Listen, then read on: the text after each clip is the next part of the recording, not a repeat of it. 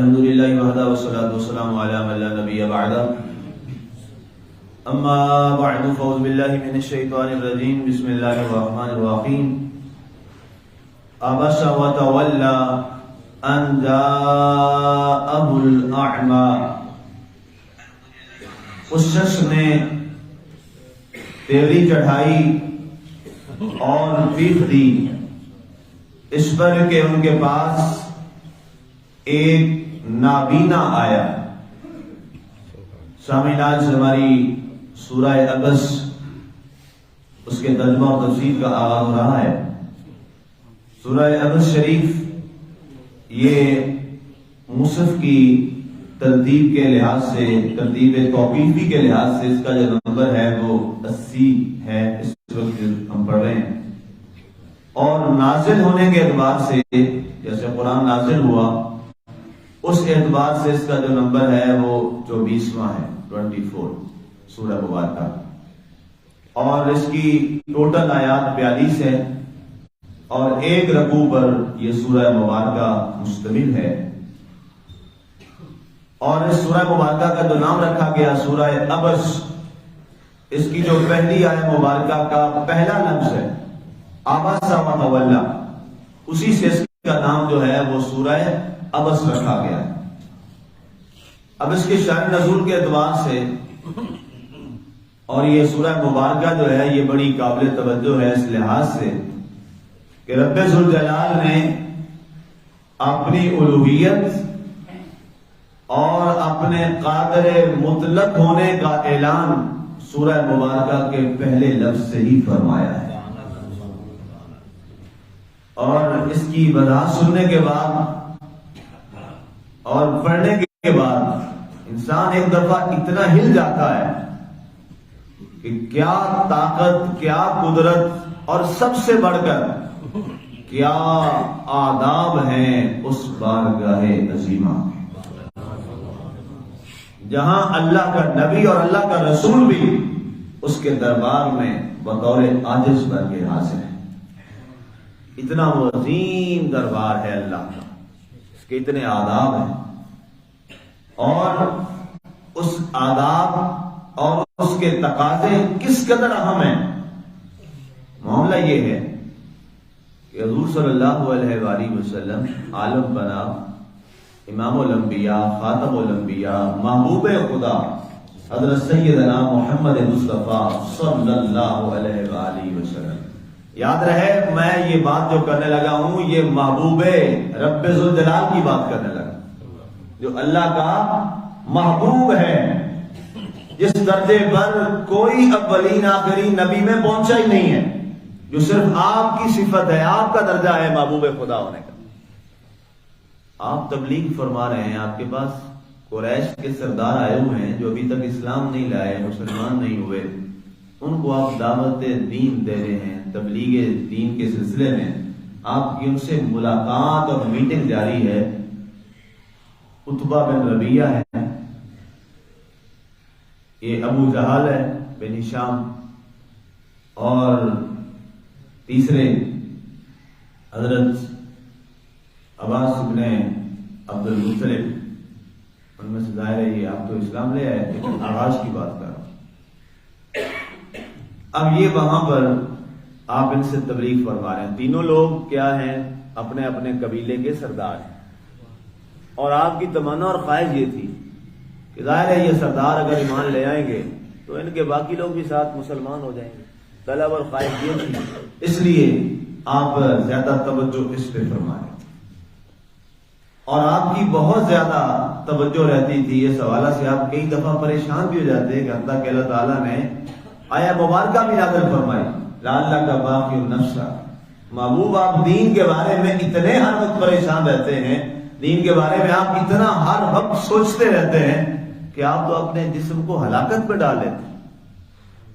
آپ ان کو چھوڑ دیجئے، آپ کا کام تبلیغ کرنا ہے، آپ تبلیغ فرمائیے، آپ اس تکلیف کو اپنے دلوں میں اور اپنی ذات میں اتنا مت آپ ڈال لیجیے۔ اس سے آپ اندازہ کیجئے اللہ کے محبوب صلی اللہ علیہ وسلم کو کتنا دین سے پیار اور محبت تھی کہ لوگ دین پر آ جائیں اور لوگ راہ راست پہ آئیں. لوگوں کو راہ راست پہ لانے کے لیے اپنے آپ کو ہلکان میں ڈال رہے ہیں. یہ میں نہیں کہہ رہا، اللہ فرما رہا ہے قرآن میں سورہ شعراء کے اندر. اس کی تفسیر وہاں گزر چکی ہے، آپ نے سنی. اب آپ ان سے گفتگو فرما رہے ہیں، ان کو آپ تبلیغ فرما رہے ہیں. ایک نابینا صحابی ہیں جناب رسول اللہ صلی اللہ علیہ وسلم، جن کا نام ہے حضرت عمرو بن ام مکتوم. اچھا، مشہور ان کا نام جو ہوا ہے وہ ہے عبداللہ ابن ام مکتوم. مشہور یہی ہے، آپ نے علماء سے بھی یہی نام سنا ہوگا، زیادہ لکھا ہوا بھی یہ ہے. لیکن جو تحقیق، صحیح تحقیق پہ ہم پہنچے ہیں وہ یہ ہے کہ آپ کا جو نام صحیح ہے وہ ہے عامر بن ام مکتوم. عامر بن ام مکتوم. اور یہ حضرت سیدہ خدیجہ الکبریٰ زوجہ رسول صلی اللہ علیہ وآلہ وسلم ان کے یہ عزیز تھے اور ماموزاد بھائی تھے. اب وہ تشریف لائے، وہ حاضر ہوئے بارگاہ رسالت اللہ صلی اللہ علیہ وسلم میں، اور انہوں نے آ کے کوئی سوال پوچھا کہ اے اللہ کے نبی، اب ظاہر ہے وہ تو نابینا تھے، انہیں ظاہری آنکھوں سے تو ظاہر نظر نہیں آتا تھا، تو وہ آئے تو انہوں نے آتے ہی سوال کر دیا.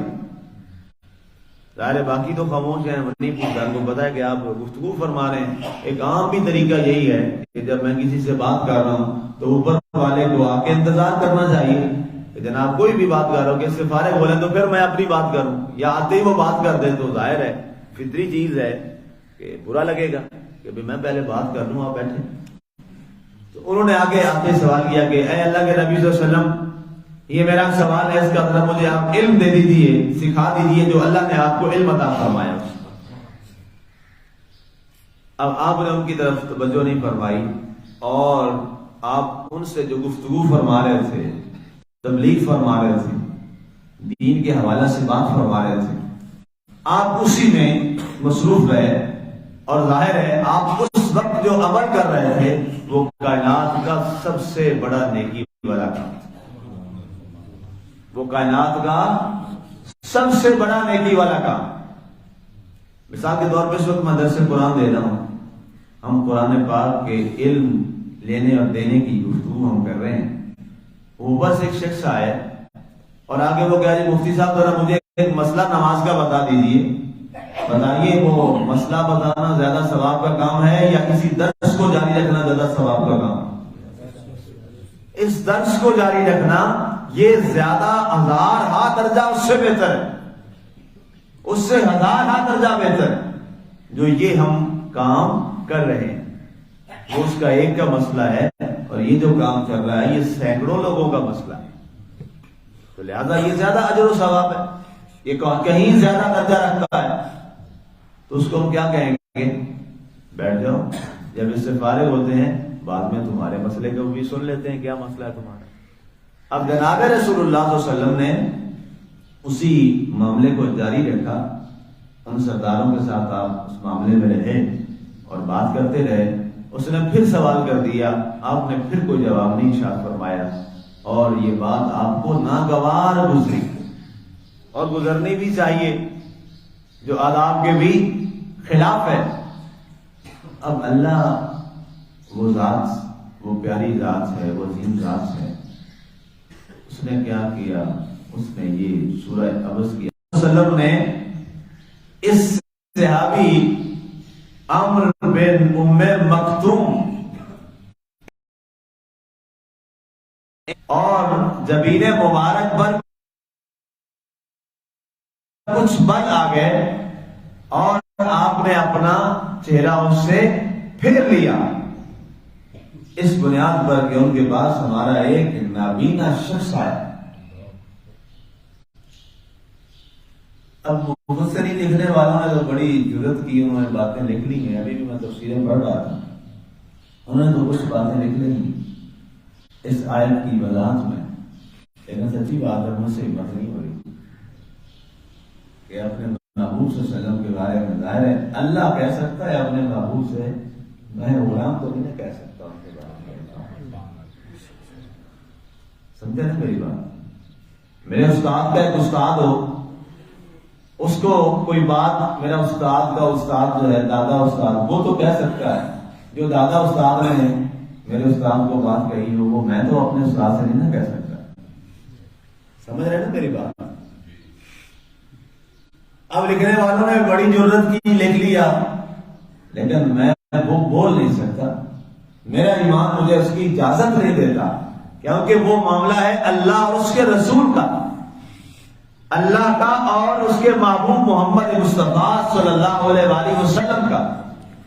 وہ جو فرمائے اس کے معاملے ہیں. ہم غلام تو نہیں نا کہہ سکتے، ہم غلاموں کی تو ضرورت نہیں ہے. ہم پہ تو اللہ نے اتنا سخت پیرا لگا دیا ہے، اتنا سخت پیرا لگا دیا ہے ہمارے اوپر. قرآن کی آیت اس کی تفسیر آپ سن آئے ہیں کہ یہاں تک فرما دیا یا ایھا الذین آمنوا لا ترفعوا اصواتکم فوق صوت النبی. اے ایمان والوں تمہاری تو آواز بھی ہمارے محبوب کی آواز سے اونچی نہیں ہونی چاہیے. وَلَا تَجْهَرُوا لَهُ بِالْقَوْلِ كَجَهْرِ بَعْضِكُمْ لِبَعْضٍ. اور ہمارے محبوب کو ایسے مت بلانا جیسے تم ایک دوسرے کو بلاتے ہو.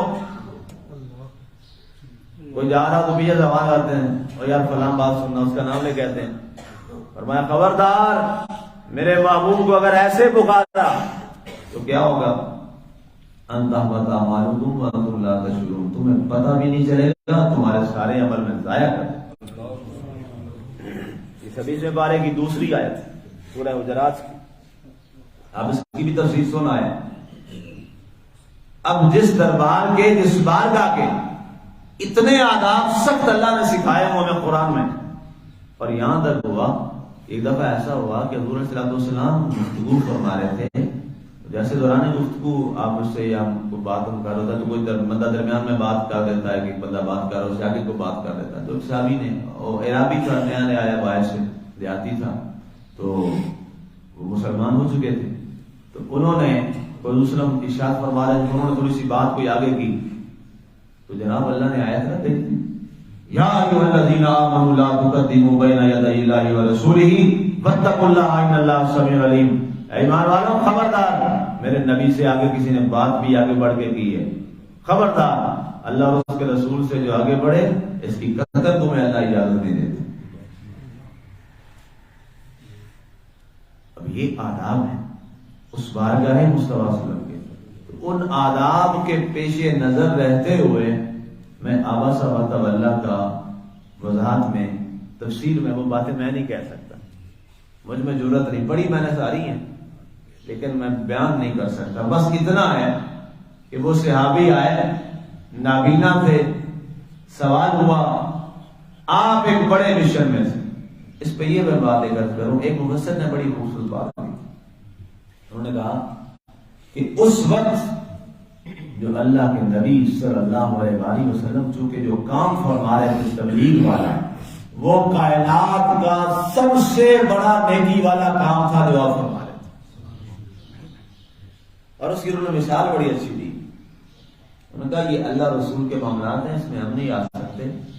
کہتے ہیں حضرت یونس علیہ السلام تھے نا جی، کہ انہوں نے بڑی تبلیغ کی اپنی قوم کو، بڑی تبلیغ کی، اللہ کے نبی تھے، تو انہوں نے کوئی نہ مانا تو تنگ آ کے نکل گئے نا اپنی قوم سے، چلے گئے تھے نا.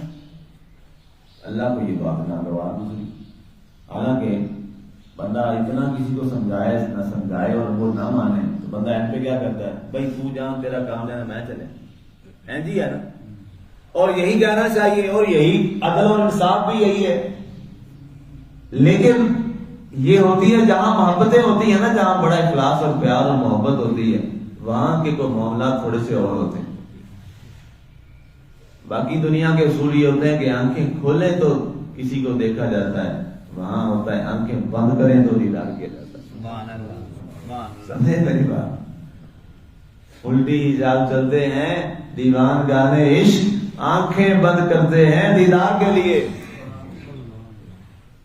اب کوئی دیکھنے والا کہتے بھائی آنکھیں کھول کے دیکھ، دنیا ساری آنکھیں کھول کے دیکھتی ہے، وہ کہتا چل تو اپنے کام لگ، ہم تو آنکھیں بند کر کے ہی جلوہ یاد رہتے.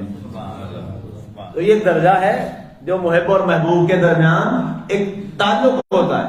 اللہ نے کیا کیا تھا حضرت زکریا علیہ السلام کو، حضرت یونس علیہ السلام کو کیا کیا؟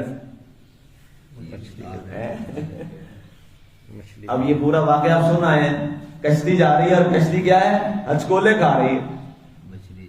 اب کسی نے کہا جناب وہاں فال نکالی، وہاں اس میں لوگ فال بلا کے نکالتے تھے، بڑا یہ علم ہے۔ اس صاحب نے فال نکالی، اس نے کہا جناب کشتی میں ایک مالک سے بھاگا ہوا غلام ہے۔ اس وقت غلام ہوتے تھے نا، اپنے مالکوں کے پاس رہتے تھے، تو وہ مالک غلام جو ہوتے تھے وہ بھاگ جاتے تھے کہ یار جان چھڑوائیں سے، اگر آپ کا کوئی سخت ایسا معاملہ ہوتا ہے۔ تو اس نے فال نکالی ایک بندے نے، اب کسی کو پتا نہیں کہ اس میں حضرت زکریا علیہ السلام بھی ہیں، ان کو کوئی نہیں جانتا وہاں۔ ان کا یار اس کشتی میں ایک ایسا غلام ہے جو اپنے مالک سے بھاگا ہوا ہے، اگر اس کو اتار دینا تو کشتی ساری بچ جائے گی، وگرنہ کشتی نہیں بچنی، ساری کشتی ڈوب جائے گی۔ اب اس میں بڑے لوگ تھے، حضرت یونس علیہ السلام نے خود فرمایا کہ میں نے فوراً چھلانگ لگا دی، میں نے کہا بھائی تمہاری کشتی بچاتے ہیں، میں ہی ایک بھاگا ہوا غلام ہوں اپنے مالک سے۔ اللہ اکبر اللہ اکبر، میں نہیں کہہ سکتا، یہ ان کا جملہ میں نے بیان کیا ہے۔ وہ تو ہمارے تو آقا ہیں یونس علیہ السلام، بے شک ہاں، ہمارے تو وہ آقا ہیں، اللہ اور ان کے لیے معاملہ جو بھی ہے، لیکن ہمارے تو سر کے تاج ہیں، ان کے تو نالین پاک پہ ہماری جانیں قربان۔ جناب یونس علیہ السلام اللہ کے اتنے پیارے نبی، آپ نے چھلانگ لگا دی دریا کے اندر، مچھلی نے منہ کھولا ہوا تھا، وہ بھی اس مالک کے سارے فیصلے تھے، ورنہ یہاں جتنی چھلانگیں لگاتے ہیں مر نہیں جاتے سارے، ان کے لیے مچھلیاں منہ کھول کے کھڑی ہوتی ہیں۔ یہ رب کے نظام ہے، اور پورا نظام کائنات ہے جو اس کے کنٹرول میں۔ کس نے مچھلی کو لا کے کھڑا کیا، کس نے وہ جناب بات کہلوائی، ہاں جی وہاں پہ پھر ڈال دیا مچھلی کے پیٹ میں۔ کیوں جی؟ اب بتائیے، جہاں بندے ظالم ہو جائیں، لوگ برے ہو جائیں، اور بندہ کو سمجھا سمجھا کے اک جائے، تو وہاں طریقہ کیا ہوتا ہے؟ وہاں سے بندہ نکل آئے، یہ سب سے بڑی قابل تحسین بات نہیں ہوتی؟ لوگ اس کی تعریف کرتے ہیں، یار کتنا نیک آدمی ہے، یہ بروں سے نکل گیا ہے۔ آج ہم اپنے بیٹے کو کیا نصیحت کرتے ہیں؟ بیٹا بروں کی صحبت میں مت جانا، ایسے ہی کہتے ہیں نا۔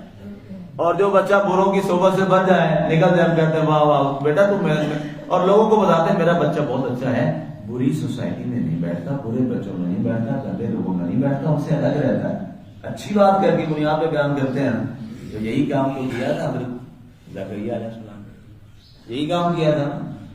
لیکن مالک کا معاملہ ہے، کیوں نکل آئے جی آپ کو وہیں رہنا چاہیے، بس یہی معاملہ ہے۔ عبس وتولى ان جاءه الأعمى، بس اس سے زیادہ آگے میں نہیں بات کر سکتا۔ اللہ تعالیٰ ہمیں منگی توفیق عطا فرمائے۔ اور یہ اب ایک جو ہماری سمجھنے والی بات ہے، وہ میں بتانا بہت ضروری سمجھتا ہوں آپ اور میرے لیے، ہم سب کے لیے، اللہ کی احکامات اور اس کی مخلوق کے بارے میں آج جب ہم خیال نہیں رکھتے اور اللہ کی مخلوق کے ساتھ ہم ایسا رویہ بناتے ہیں، تو آپ اندازہ کیجیے اللہ نے اگر اپنے محبوب کو یہ جملے فرما دیے تو ہم سے کتابوں کی کتاب۔ یہ ذرا غور کر لیں، ذرا یہ توجہ کر لیں کہ اللہ کا محبوب ہے، محبوب خدا ہے، انہوں نے ایک نابینا کی بات نہیں سنی اور ادھر توجہ نہیں فرمائی، اور ویسے جان بوجھ کے بھی نہیں سنی، اس سے بڑا ایک کام فرما رہے تھے، اور وہ کیا بڑا کام تھا؟ تبلیغ دین کا، دعوت دین کا۔ تو اس پر بھی عبس وتولى آیت آ گئی نا۔ تو آج ہم اگر اللہ کی مخلوق سے کسی بنیاد پر کوئی عمل ایسا کریں تو بتائیے ہم تو نہ نبی نہ رسول ہے، اللہ معاف کرے، نہ یہ سوچ سکتے ہیں، نہ اس کے اتنے مقربین بندوں میں سے ہیں، تو اللہ کا ہمارے ساتھ معاملہ کیا ہوگا؟ اس لیے اللہ کی مخلوق سے پیار کیجیے، اللہ کے بندوں سے پیار کیجیے، اللہ کی مخلوق سے پیار کیجیے، اور یہی سب سے بڑا عمل ہے۔ اللہ ہمیں عمل کی توفیق عطا فرمائے، آمین۔ وعلینا الا البلاغ۔